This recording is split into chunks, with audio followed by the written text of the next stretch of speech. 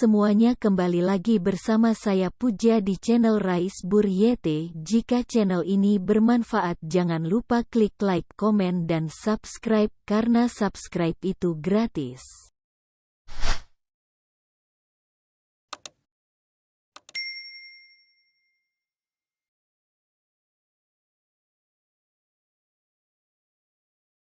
Oke, kalau Leo paham, Ibu lanjut pertanyaan berikutnya. Leo, kayaknya Leo ini kayak didongeng. Iya Bu, iya Bu, paham Bu. 1803004 angkat tangan dulu ya, sebentar ya. Ibu jawab Puja ya. Ini Puja ada nanya nih. Puja mau tanya Bu, dari berita yang pernah Puja baca, kalau marketplace seperti Tokopedia pernah kebobolan dan sekitar 15 juta data pengguna yang dirugikan. Kasus itu akan membuat kepercayaan yang menjadi penjadi sampai sekarang dampaknya Puja nggak percaya. Nah, ya itu Puja. Siapa yang pernah bertanya sama Ibu? Kalau nggak salah Hengki ya. Hengki pernah bertanya waktu itu Ibu bagaimana bagaimana ketika kita meng-hire the third party untuk mengurusi katakanlah bagian pembayaran gitu dan sebagainya.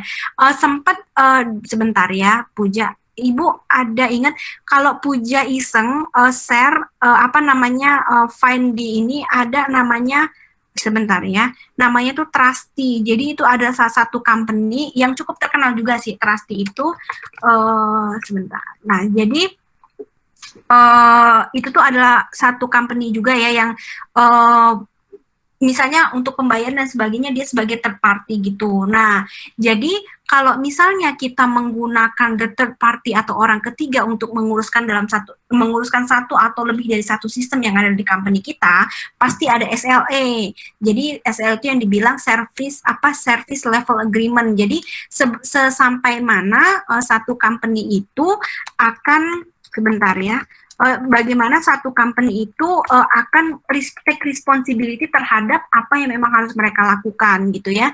Nah, di dalam SLA itu sendiri misalnya itu ada responsibility-nya itu apa, service-nya apa aja yang harus diberikan, ukurannya, measurement-nya seperti apa, intervalnya itu jaraknya misalnya, oh yang harus saya lakukan itu misalnya dari ini sampai ini aja, di luar dari scope itu dia tidak akan melakukannya, atau obligation, terus juga ada juga penalti. Nah, benar banget Puja, Ibu sepakat sama Puja.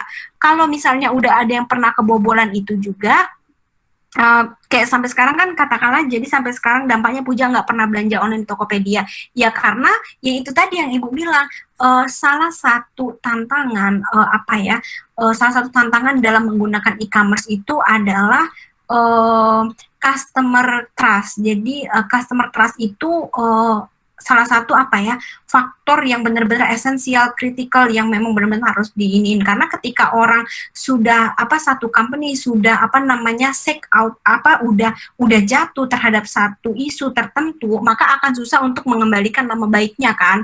Nah di situ juga jadi kalau Ibu belum pernah kedengeran belum pernah tahu kalau Tokopedia pernah kebobolan sebesar sebanyak itu gitu ya. Dan banyak banget company yang dirugikan atau orang specifically customer yang dirugikan. Jadi caranya seperti apa, misalnya Tokopedia itu caranya seperti apa untuk mengembalikan trust-nya itu ya dengan cara ya melakukan misalnya nih konferensi pers dengan menjelaskan apa yang terjadi, terus bagaimana mitigasi yang harus dilakukan oleh Tokopedia dan bagaimana Tokopedia itu sendiri caranya memunculkan satu bisnis proses, memunculkan satu strategi setelah mitigasi untuk meng-approach setiap customer yang merasa dirugikan. Misalnya, oh iya maafin kita ini dan kita akan memberikan bonus sekian atau misalnya kita akan memberikan voucher sekian sehingga mereka kembali lagi untuk percaya gitu loh. Misalnya sama kayak sebenarnya sama Puja kayak kasusnya Ibu juga kan pernah kebobolan tuh ATM Ibu yang Ibu bilang untuk pakai Uber itu. Nah, itu juga salah satu hal yang dilakukan oleh sebentar ya. Sebentar.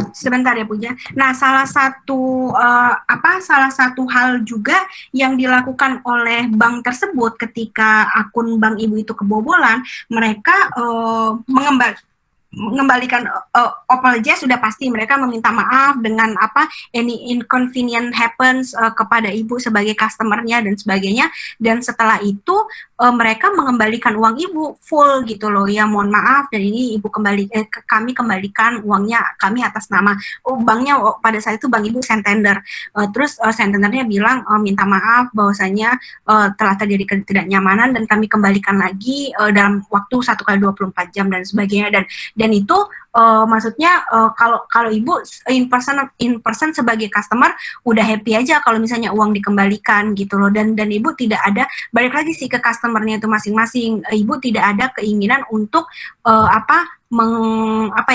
maksudnya untuk mensubalik atau su itu menindaklanjutin balik atau misalnya mengklaim balik atau dan sebagainya selagi uang ibu udah kembali. Namun banyak juga kan customer kan punya banyak banget karakteristik kan, banyak juga customer yang malah tidak percaya, malah udah deh saya tutup aja bank account-nya di sini dan sebagainya. Itu balik lagi ke customer-nya dan balik lagi cara dari company-nya itu sendiri memitigasi dan melakukan approach kembali kepada customer-nya gitu Puja. Itu kalau yang ibu pengalaman ibu ya, dan dari banyak banget literatur yang ibu baca gitu, cara mitigasinya seperti itu gitu. Oke Puja, ada pertanyaan lagi Puja? Ya. Lanjut ya. Oke, yang raise hand dari tadi 18030004 siapa? Yuk. Saya Bu, boleh nih Bu? Iya boleh. Ini kelas ini 3 jam lama juga ya. Yuk. Iya. Nggak apa nih teman-teman lah siang nih. Nggak apa-apa. Oh iya, pada mau sholat Jumat ya. Sebentar ya, kita terakhir ya. Nanti kalau ada pertanyaan lagi bolehlah nanya. Ayo, nanya apa Hengki? Sebenarnya di sini Bu ya, saya tuh sedikit lebih ke diskusi gitu kan. Mungkin untuk menambah pemahaman saya yang awam ini ya. Jadi gini Bu ya, ternyata dalam mengolah e-bisnis itu tidak hanya menjual barang itu melalui WhatsApp, melalui IG dan sebagainya. Ternyata banyak, barusan yang Hengki searching nih Bu. Jadi banyak nih perusahaan yang ternyata perusahaan-perusahaan besar yang mengelola berbagai jenis barang ya yang besar. Salah satunya saya lihat ini ada Bayu dan sebagainya, Shopee, Tokopedia dan sebagainya. Dan saya searching juga di sini yang kata ibu tadi, yang Vanessa Angel dan sebagainya. Si siapa suaminya itu si Bibi itu mempunyai perusahaan yang besar, yang pengelolaannya yang besar gitu ya, yang mengelola di dalam sana itu pengelolanya kuliner dan kecantikan juga yang dipromosikan oleh Vanessa Angel melalui Instagram dan sebagainya.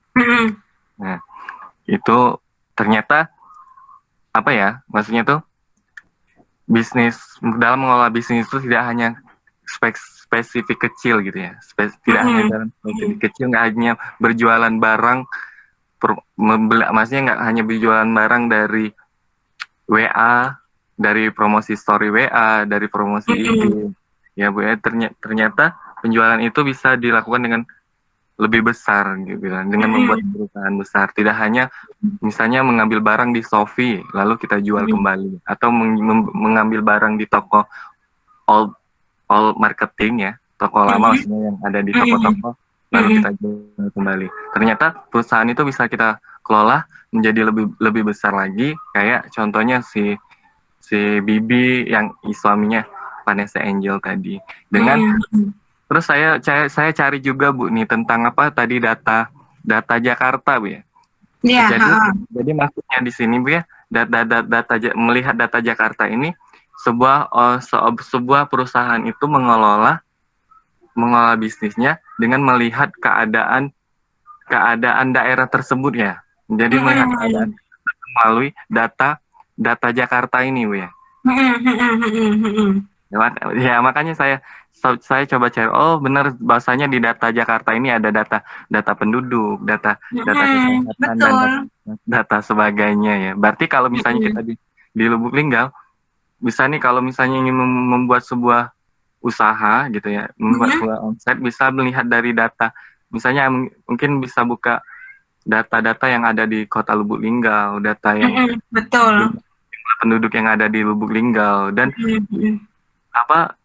apa sih yang diperlukan di daerah Kota Lubuk Linggau, sehingga bisnis itu tidak hanya menjual makanan, nggak menjual pakaian dan sebagainya. Ternyata kalau lihat dari perusahaan-perusahaan besar itu, dia ada yang ternyata kayak bank itu juga termasuk perusahaan besar, dan penjualan kartu-kartu dan sebagainya itu juga termasuk perusahaan besar. Jadi benar Bu ya, bahasanya saya tuh searching Bu, ternyata Open Data Jakarta ini cara strategi marketing untuk melihat keadaan daerah itu keperluannya apa, dan apa keperluan masyarakat itu ada berapa, dan sejumlah kependudukan itu berapa. Saya baru ngeh nih setelah melihat searching Open Data Jakarta ini.